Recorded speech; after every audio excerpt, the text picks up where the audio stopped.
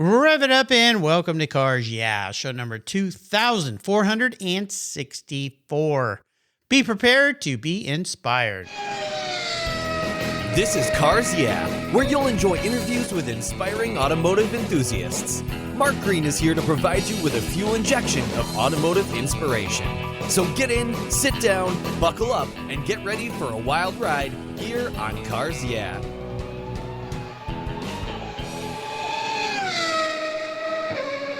Hello, inspiring automotive enthusiasts, and welcome to Cars Yeah. Today I'm in Arvada, Colorado, with a very special guest by the name of Brendan Garst. Hey, Brendan, welcome to Cars Yeah. Do you have any gear, and are you ready to release the clutch?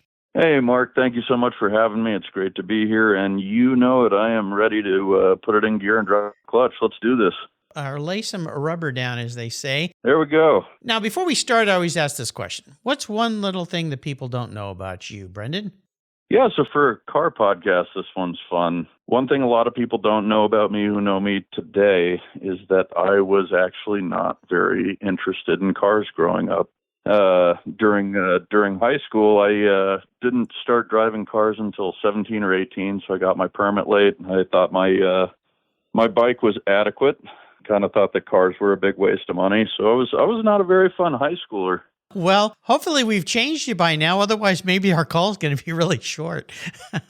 No, I think we've swung a little bit wide the other way. We might have overcorrected there, but hey, who knows, right? Well, that's cool. Well, I was first guy in line on the morning of my 16th birthday to get my license. So you are a car guy now, and that's all that really matters. You know, some people come in a little later. I had a guest on recently who her new career move in her mid-30s is in the car world, and she wasn't into cars at all before, but she's working at an amazing place called Revs Institute, which is one of the best car collections in the country. So it's never too late to catch the car bug, right? Absolutely, yeah, and I've definitely got it pretty good at this point, I would say. Well, I think so. Well, let me give you an introduction, and that will explain more. Brendan Garst is a Colorado car enthusiast, an old car apologist, and editor-in-chief of Shift Colorado magazine. It's a digital publication built as a volunteer effort by himself and other like-minded enthusiasts from the Colorado Cars and Coffee organization. The project started in 2022 and is now in its 7th quarterly issue. He enjoys co-leading one of the best groups of amateur car journalists around. Brendan is a rabid Audi enthusiast, especially for their older 5-cylinder cars. That's pretty cool. Brendan spends his time working on the magazine, cars, and his accounting skills at his day job. His favorite car event is the Broadmoor Pikes Peak International Hill Climb, brought to you by Gran Turismo, of course, which he volunteers as a pit crew for his friends' teams each year. I've had many people who have gone up that hill and several who have won. So there you go. We'll be back in just a minute, but first a word from our sponsors. So give them a little love and we'll be right back. Buckle up. Are you ready to take charge of your financial future? Then let me introduce you to Capitalize Your Finances. It's an online course designed to empower you with the knowledge and tools for mastering your money. This course will help you lay out the ins and outs of budgeting, the importance of emergency funds, investing strategies, and how to plan for a secure retirement. All this presented by financial planner Chris Paniotu.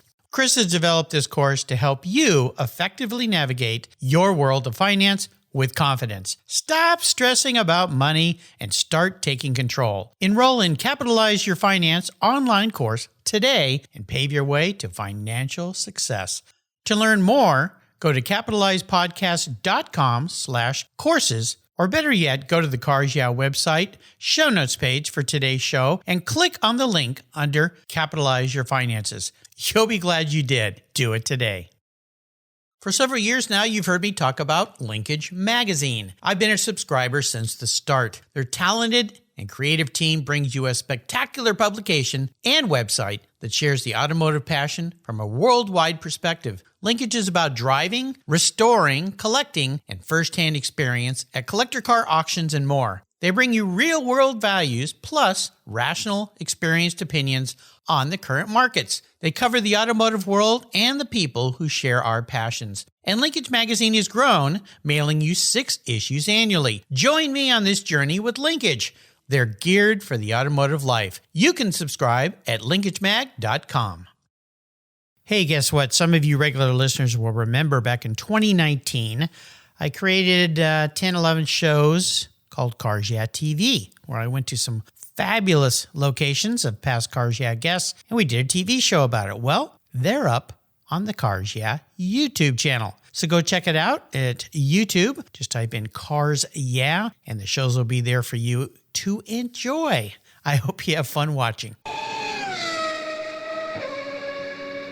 So, Brendan, we are back. So I'd love to talk more about what you're doing there, Shift Colorado Magazine and the Cars and Coffee, because I connected with you and I'm glad to know a little bit more about this volunteer work that you're doing, which has brought your passion for cars into your life. I've had many people who have what I call as a little bit of a side job or a side hustle, if you will, in the car world, but their main job is not so much in that circle, but for many of them, it's evolved into a full-time job. So maybe that's your direction, but touch first on what you do as your day job, and then we're going to talk about what you've created there for Shift Colorado Magazine. Sure, yeah. So my day job, I actually just started a new role with a company in town here. I am an accountant. I'm a specialized kind of accountant. It's a SEC reporting accountant. So I help companies write their quarterly and annual reports, so Form 10K, Form 10Q, a bunch of things you might read if maybe you were a shareholder or interested in becoming a shareholder. Yeah, I typically work in-house, working with a company, helping it kind of figure out how to report its numbers and operations to folks. I used to work in an advertising firm, and we did a lot of annual reports, and oh my gosh, I remember those days of getting those massive forms that they'd have to do, and then constant changes with one little word here, one little word there, one little compliance issue there. And back in those days, I was like, why did they just do this one way? And why do they keep changing words? And I think the word was attorneys. And just riveting reading too, right? It's definitely a page turner that'll keep you engaged from beginning to end. Yeah, can't we put some pictures in here instead of all these charts and graphs? But it is about the money, so I understand. Well, cars. How did you transfer over into the car world to go from a guy that got his license maybe a year or two late to being fully engulfed in all your spare time in the car world? Well, cars kind of became a salient thing for me towards the end of college, I would say. When I went to college, I drove a 1990 Canadian spec powder blue Toyota Camry LE, I think. I think it was an LE. Yeah, couldn't really have cared less about the car I was driving other than the fact that it had some wheels. Going through my first job, I started in a career path that put me on an internship while I was still in college. At the same time, I was hanging out with a family friend who had just bought himself a brand new at the time 2005 B7, no 2006 a B7 Audi A4. So the new one at the time. I remember just sitting in that thing going, wow, this is really cool compared to kind of Old Faithful, the Camry. And so wanting to emulate that, I took kind of every penny I got from that internship and put it into a B6 Audi A4, which was similar but not congruent, as they say, and then proceeded to spend pretty much every penny of any dollar that I made through the rest of college maintaining said A4.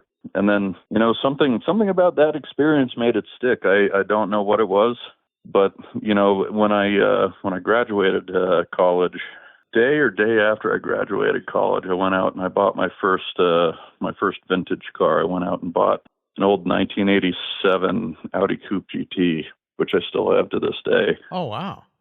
So it was kind of some of that old interest in older Audi that kind of fostered things along the way, and from there, I think I've had almost 40 cars in 20 years of driving. So it's you played some catch up on the getting into the car world. It's been aggressive, yeah. Well, we'll talk about some of those Audis in a minute. I'd like to talk a little bit about what you do there, because you guys have, like many cities across the country, the Cars and Coffee organization, but you've also added a little task, and I say that tongue-in-cheek because I worked in a catalog company for 20 years where we were putting out 17 books a year. Shift Colorado Magazine. So first and foremost, tell me about the Cars and Coffee, and then we'll migrate into what is the magazine all about? Absolutely. So Colorado Cars and Coffee, it's a social media organization founded by a guy out here named Steve Clark. It does much the same thing as many of the other cars and coffee organizations out there and tracks the various kind of cars and coffee style car shows that are on the scene here in Colorado. It's grown from being a relatively small organization. I think it was started somewhere in 2014 or 15. I'm a little fuzzier on the cars and coffee side. It's grown to a really vibrant community. We're reaching somewhere in the vicinity of about 85,000 Colorado car enthusiasts. 85,000? Wow. Yeah, and that's over a mix of channels on Instagram, Facebook, other various kind of social media platforms there. So it sounds like they took what was a casual gathering and kind of created a business around it. Yeah, it's what Steve likes to tell people is it's a tracker, because generally speaking, Cars and Coffee itself doesn't really host all that many events. And I think the ones that we do host are typically actually magazine related. So that's something that we've kind of started since my project spooled up. But it's mainly a tracker for people to stay in the know on kind of what's going on in any given weekend, or where kind of the next gathering is going to be.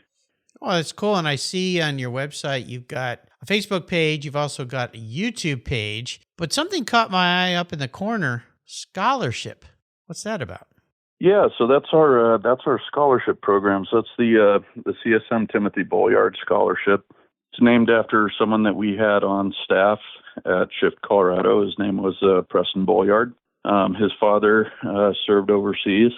And unfortunately, his father was lost overseas.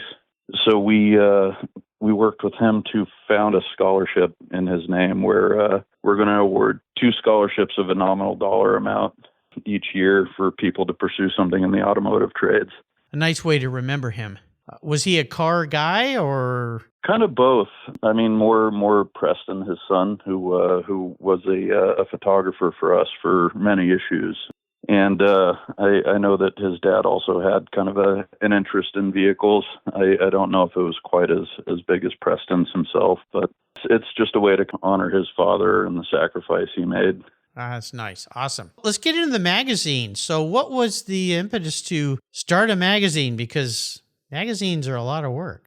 Yeah, I found that out after the fact, actually. Hey, this sounds, I just had somebody on the show that started at a Concours, and he goes, he's got a full-time job. He goes, I don't know why somebody didn't tell me how much work this was before I started. It's a major Concours in Miami. I mean, huge. So, but I understand, because I used to work on many, many publications way back when. So how did this start? Was it you saying, hey, this would be fun, or was there someone else involved?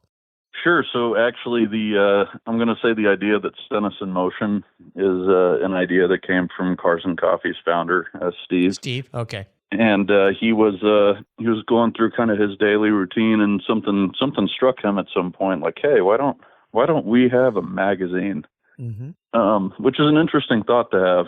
At the time, I was volunteering for Cars and Coffee, doing some data entry work for their newsletter, but I've always been interested in writing. When I went through school, I had kind of talent for writing, and I've always kind of fostered that. Enjoyed making kind of written long-form content, which I realize is a little bit of a dying art. But, when Steve mentioned that, hey, I had this idea, is there anyone out there who would like to kind of take this and run with it? I raised my hand, because at the time I was just helping convert registrations to our newsletter into data to actually get them kind of uploaded into MailChimp. Sure. So this project's a little bit different. And kind of from the start there, what we needed to do was just pick a platform to do our design work on, which was pretty interesting, not knowing anything about the design and layout field. Definitely coming from an accounting background, not as much of a creative as maybe someone who would start a project like that would be. Yeah. But, luckily, having that backing and that platform allowed us to do a couple of really cool things as soon as we had picked a platform. And kind of number one being, we got access to a lot of cool events and cool things, and a really good Rolodex of people to talk to pretty quickly. Mm-hmm. A contact list like that's pretty hard to build up. And luckily, Steve had, some really good ideas about people we could talk to, things that we could cover. And number two was we were put in front of, a giant group of people from which to source talent and source input from. The folks who volunteered for Colorado Cars and Coffee was already a pretty big group at the time. I want to say about 20 people. And we just kind of scraped that group like, hey, do you have experience doing photography? Do you have experience doing layout work? Do you have any experience writing? And we put together kind of our preliminary team. I want to say it was about 2.5 to 3 months from kind of the inception of the idea to putting out our first issue of the magazine. That's great. Yeah, we came out, I think, September 8th or 9th of 2022 with our first copy, which covers typically the 3 months prior to it. So we got to cover a lot of really cool things. Pikes Peak Hill Climb was in there. Sorry, the Broadmoor Pikes Peak International Hill Climb, brought to you by Gran Turismo. They like to get the full name in there. Of course, yeah. But yeah, I got to do Pikes Peak Hill Climb. And the third cool thing that we got to do with that was just put the call out to the denizens of our group as well and say, hey, does anyone have anything cool they want to contribute? You don't necessarily have to be on staff, but we can publish some of your work. Our first cover is actually a contribution by a guy named Joey Bertoni, who was a photographer at Pikes Peak and just got this beautiful shot of the Acura SX on Pikes Peak on the top section of the mountain during a practice. And the sky is just like blowing out red, color all over the place. It's just cool. Gorgeous shot that he contributed to us. Yeah. Well, I saw in your publications, because you can go to the website for you listeners, and I'll put links to this, and you can click on this and look at it. Really nicely done. And you look at the large group of people who are contributing. Sounds like you've got a great group of very talented people. And I'll say that, your founder there, Steve, is the master delegator, because I reached out to him originally and he said, oh, you don't want to talk to me. You want to talk to Brendan here. So he's good at being the delegator, the leader. So my hat's off to him. I think that's pretty cool. When you think about what you're doing in this car world, has there been somebody that's been a great inspiration for you, a mentor, or what I like to call a driving inspiration, that you feel like has gotten you to the point you're at so far? Yeah, I was thinking about this the other day. I was on another show and someone asked the same thing, and it kind of caught me off guard. And the person that I think I would mention, his name is Chris Alvarez. He was my friend during college that kind of was the one who he was the one that I mentioned earlier who had gone out and just gotten himself an A4. He was the one who I kind of credit for getting me into cars and recognizing, that cars are a cool, fun thing to be enjoyed. Kind of breaking me out of that accounting mindset, which has kind of enabled me from there forward to really enjoy the hobby quite a bit. He's the one that stuck the needle into the vein. I see. Yeah, that's a great way to put it. Yeah. Influencer. I like that. Very good. Sometimes it's good to have friends that peer pressure that pressures you into good things versus bad things. So yeah, and from there as well, I've had so many great supporters. I'd call out Steve from Cars and Coffee. I would call out a couple of folks who've really taught me how to work on cars. I have 2 Audi shops that I frequently visit. And that's Apical here in Arvada and All Audi and VW in Commerce City. But they're folks who kind of convinced me to pick up the wrench and really pursue kind of learning how to work on the cars as well. They've just been wonderful enablers on getting me to not only drive the cars but also try and work on them too. Mm-hmm. That's the thing about the hobby is there's just so many good people. It's definitely one of the things that helps you get through the tougher times in the car hobby, I'd say, is the people that help and support you along the way. Oh, absolutely. I would imagine for this next question, which is if somebody listening has a Cars and Coffee group or any kind of automotive group or any group at all, and they'd love to do what you guys have done as far as an online magazine, how would you advise them? But I think you already answered the question, and that is surround yourself with talented people and ask for help. I mean, I think that's a really great way to put it. You can't do everything. Time is such a commodity. And you think about it, that's the one commodity you can't really do anything to get more of. Yep. Mm-hmm. So being able to lean on folks who, maybe know something better than you or could teach you how to do something if you want to. An example is I am not a photographer at all. Up until recently, all I've ever done is shot stuff that shows on my phone as kind of a fail-safe. In case we get a corrupt memory card on one of the photographer's cameras or just for whatever reason, the photography that we schedule doesn't materialize. But I've always been really interested in learning to shoot photography, and recently a member of my staff helped me get into a camera and is putting me through some of my paces, teaching me how to use it. And that's an amazing thing, just being able to learn and grow from the folks around you, and also to be able to share back as well. It's a two-way street. Oh, absolutely. Well, there's so many resources now online. YouTube is your friend. You learn all sorts of things about your specific camera too online. So great resource for sure. What's been the biggest challenge with putting this magazine together for you?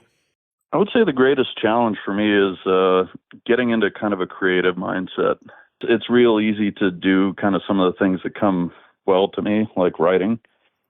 It's not so easy for me to do things that kind of have a visual touch, like, say, layout of a magazine or a catalog, for example. So kind of learning how to take a look at things in my surroundings and get inspiration from them, or just developing that skill set of, hey, if I see something cool that I really like the design influence of, for example, like jot that down or take a picture of it, commit it to memory, and find a way to be able to kind of incorporate some of the elements that make you like that. That's not a way that I've been brought up to think. So it's such a challenge to be able to kind of think that way. Well, it can be taught, it can be learned, and you're proof of that. So I think it's fantastic. Yeah, opening up a whole new world for yourself. You spoke earlier about vehicles, and you mentioned having over 40 cars throughout time with a slant towards Audis. Is there one vehicle that stands out for you that you've had that you could share a story about? Yeah, I've got a love-hate relationship with it, and I'm going to call out my 1981 DeLorean DMC-12. Oh my goodness, we're going another direction here. We're going a different direction, but I mean, to back that up, I was born in 1986, and Back to the Future was a recent movie at that point. And as a toddler, I just watched that thing until the tape wore out. I think I had a TK VHS tape that my aunt had recorded off NBC, and I watched that tape until it broke. I had always wanted a DeLorean, and kind of even through the point where I thought cars were a waste of money, I'll admit I kind of still wanted a DeLorean. In 2013, I got to a point in my life where I was able to afford one and found one locally here in Denver, bought it, and proceeded to just spend money hand over fist on that thing until the day that I sold it in 2020. And I've got a lot of good memories in that thing. I drove it up Pikes Peak, where it got hailed on and totaled. Oh, no. The memory that I'm thinking of, though, is a really great memory with a friend of mine who helped me tremendously in learning how to work on the car, learning how to take care of some of the idiosyncrasies that are DeLorean only. Because you have a car that's just it's a backbone frame with a whole fiberglass body with the stainless over top. It's kind of a shell. My friend Matt Crabtree and I were actually on the way to a DeLoreans only show called the DCS in 2016. We were on the way to that show to get the hail damage worked out of my car, because there's one guy who does kind of dent removal on DeLoreans kind of famously, and he was going to be at that show and had agreed to kind of work on my car at that show out there in Springfield, Illinois that year. So a bit of a drive. We were driving through rural Missouri, and me and Matt get pulled over. We've got a friend with us in a third car. He's in a rental Mustang. And cops have no interest in the Mustang at all. So just got the two DeLoreans pulled over here in Bevier, Missouri, and we're getting checked out like six ways from Sunday. We're sitting in the car. We're sitting in our car for a bit, and then we each kind of separately got pulled out of our car to take a stint sitting in the police cruiser, and we're sitting there wondering what's going on. We still never really figured out why we were there for so long, but our parting gift was a ticket for 87 miles an hour. And what was funny about that, me and Matt met up back in front of the cars, and he said, "You know what I didn't tell him was 1 more mile an hour and we wouldn't have been talking, officer." Very nice. I love it. So I've got that ticket framed up in my office here. It's a good memory of a car that was a lot of both good and bad memories. It was a fun car to have. It was also a good car to get rid of in the end. Yeah. So I wrote an article about this one. In issue 5, I think I wrote about meeting your automotive heroes. Me and a guy who worked at a classic car restoration place down here, and he was the optimist, and I was the pessimist. And the DeLorean was the thing that I wrote about. Fun. But a lot of good times in that car. Yeah, you have to go back and find a show that I did with a gentleman named Barry Wills, and it was, back in the 400s, I believe. And he worked for 50 years in the automotive industry. He was the longest serving employee of DeLorean motor cars. Yeah, Barry was actually at that show. Oh, I've okay. heard Barry speak many times. So you know about him. Yeah, absolutely. So really fascinating story. The fact that he was there when the lights were turned on for the factory and when the lights were turned off. So pretty amazing story for sure. So I'm going to be a car psychologist and crawl into your skull a little bit here. Brendan, if you were reincarnated as a vehicle, what would you be and why? That's a great question. If I were to be reincarnated as a vehicle, I think I'm going to go with an older Camry. An older Camry? Why is that? I'm going to go with that Camry that I had in college. Okay. The way that I deal with things and the way that I kind of work through things when I have, challenges or need to figure something out is by just keeping on. And that's the one thing I kind of remember about my old Camry is that thing was invincible. It progressively got older and it showed the age like many of us do, but it never stopped kicking. I know that's not an exciting answer. It's just it's a good analogy I can think of. I appreciate that. It makes perfect sense to me. How about a great book? We love books here. Is there a book that you can recommend? Ooh, a book that I can recommend. That is a great question that I am not prepared for. I don't have an answer for. It's been a little while since I've sat down and read a book. Well, that can be. I've been spending so much time doing writing. Yeah, no, I understand. Well, I'll tell you what, I'll answer the question for you.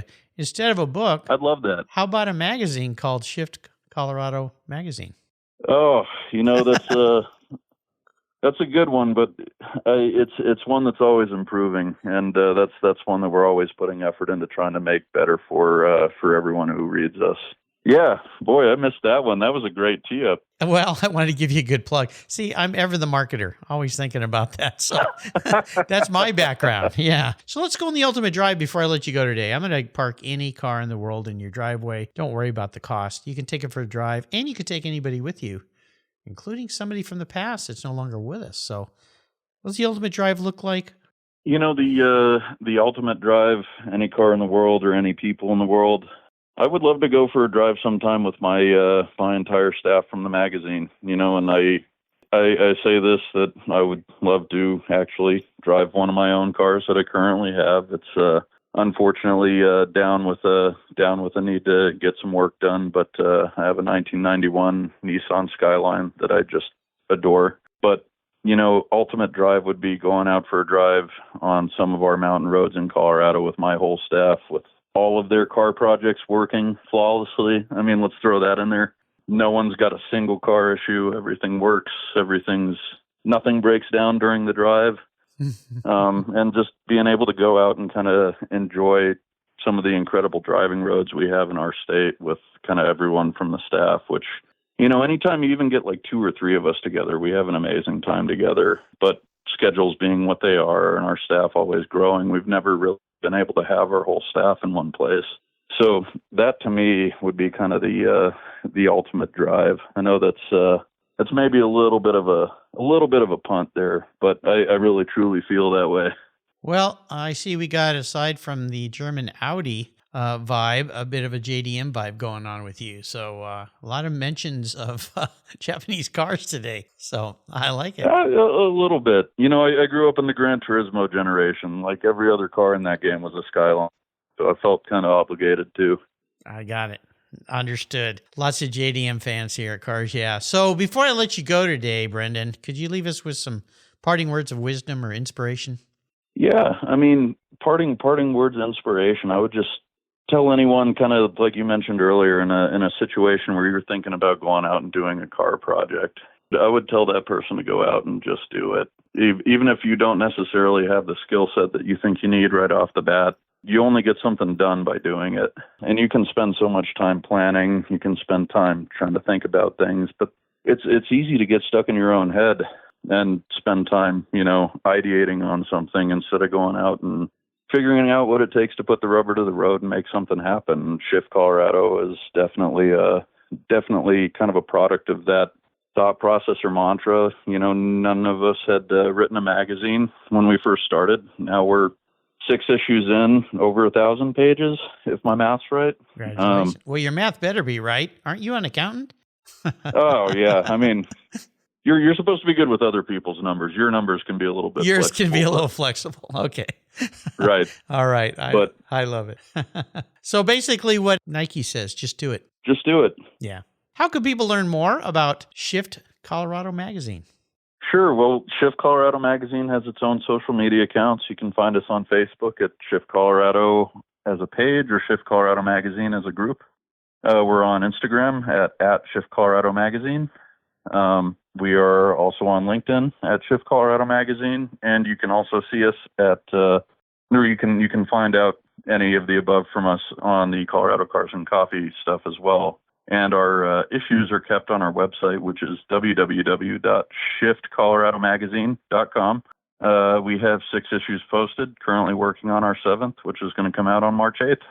There you go. I'll put links to all of these on Brendan's show notes page so you can find them and enjoy them in case you're doing something right now where you can't stop and write this down, just like all the inspiring automotive enthusiasts here on Cars Yeah. Quick shout out to Steve Clark for introducing me to Brendan today, the master delegator, as I said before. So Steve, thank you very much.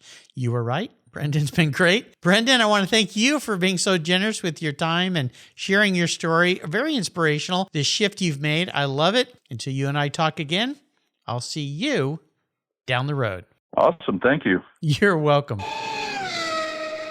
If you're listening to this program, there's a pretty good chance you believe what I believe, that the collector vehicles we love are more than just a means of getting from one place to the other. They're a part of our culture, our identity, and as a people, they bring us together at vintage races, classic car auctions, and 1,000-mile rallies. That's why I support the RPM Foundation, which exists to ensure that the critical skills necessary to preserve and restore these important vehicles aren't lost to time. RPM stands for Restoration, Preservation, and Mentorship, and their goal is to inspire the next generation of vehicle restoration professionals through its outreach programs. And they include Shop Hop, Off to the Races, the RPM Future Class, and many others. These programs engage talented young people across the country and connect them with mentors and a variety of opportunities in the industry. For more information on how the RPM Foundation is driving the future of collector vehicles skilled trade, visit rpm.foundation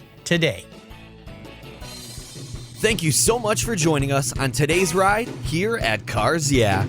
Drive on over to carsyeah.com to find show notes and inspiring automotive fun. Download your free copy of Filler Up, a fun book filled with gorgeous photographs of fuel filler fun, including quotes from more inspiring automotive enthusiasts. Download your copy today, and we'll see you next time on Cars Yeah.